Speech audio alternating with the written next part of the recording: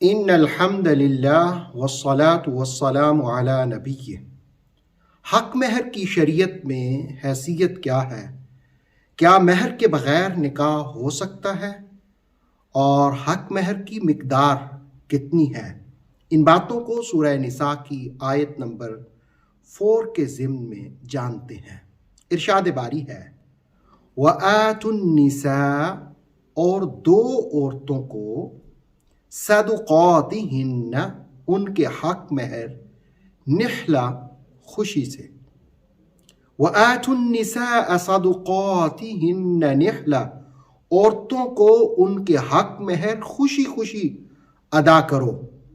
فَإِن تِبْنَ لَكُمْ عَنْ شَيْءٍ مِّنْهُ، اگر وہ اس سے کوئی چیز خوشی خوشی نفساً خود ہی تمہیں چھوڑ دیں یا دے دیں، فَكُلُوهُ هَنِيًّا مَرِيًّا، تو پھر اس کو خوشی سے بغیر کسی رکاوٹ کے کھا سکتے ہو، استعمال میں لا سکتے ہو۔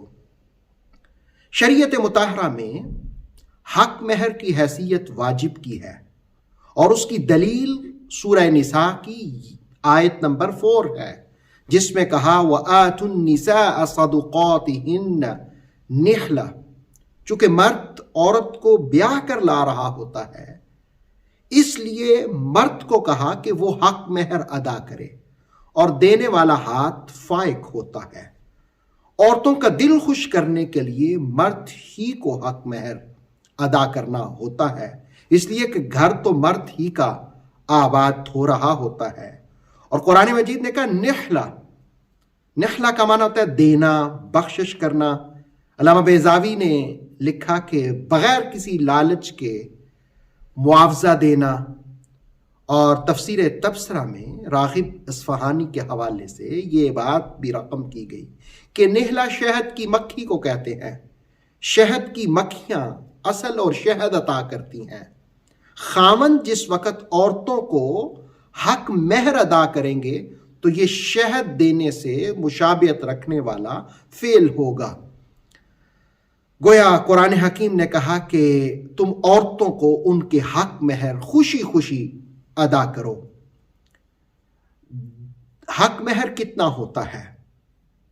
10 درہم، یہ تقریباً 2 تولے 7 ماشے چاندی بنتی ہے، اور اگر گرام میں آپ جاننا چاہیں تو 30 گرام اور 618 ملی گرام یہ بنتی ہے۔ تو یہ 10 درہم جو ہے یہ شرعی حق مہر ہے۔ اور اگر کوئی صاحب حیثیت ہو، صاحب استطاعت ہو، تو اسے مہر فاطمی دینا چاہیے۔ وہ کتنا ہے؟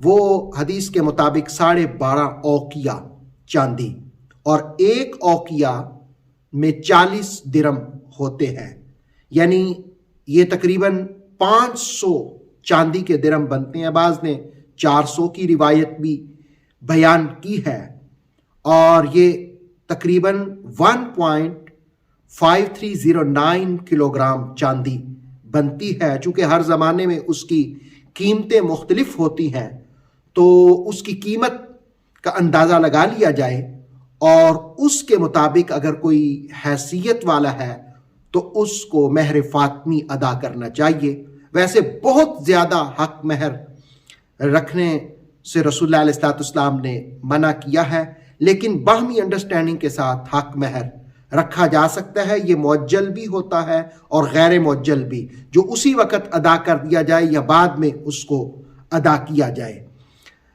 تو حق مہر کے بغیر یاد رکھیے کہ نکاح شغار سے رسول اللہ علیہ السلام نے منع کیا ہے۔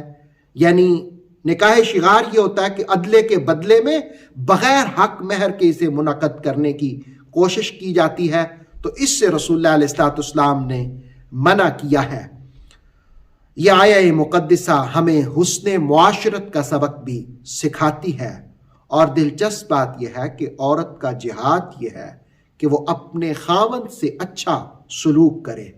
تو اس آیت میں ایک تو حسن معاشرت سکھایا گیا، اور دوسرا حق مہر کی ادائیگی سکھائی گئی، اور پھر کہا کہ اگر عورت خود بخود اپنی مرضی سے خامند کو کچھ دے دے تو وہ اس سے کھا پی सकता है अल्लाह रब्बुल आलमीन हमें इस आया मुक़द्दसा को समझ कर इस पर अमल की तौफीक अता फरमाए। ऑथेंटिक इस्लामिक नॉलेज के लिए नूर वही यूट्यूब चैनल को सब्सक्राइब कीजिए, बेल आइकन को भी लाजमी प्रेस करें। नूर वही के फेसबुक पेज, टिकटॉक और इंस्टाग्राम को भी फॉलो और लाइक कीजिए ताकि हमारी हर नई आने वाली वीडियो आप तक बर वक्त पहुँच सके।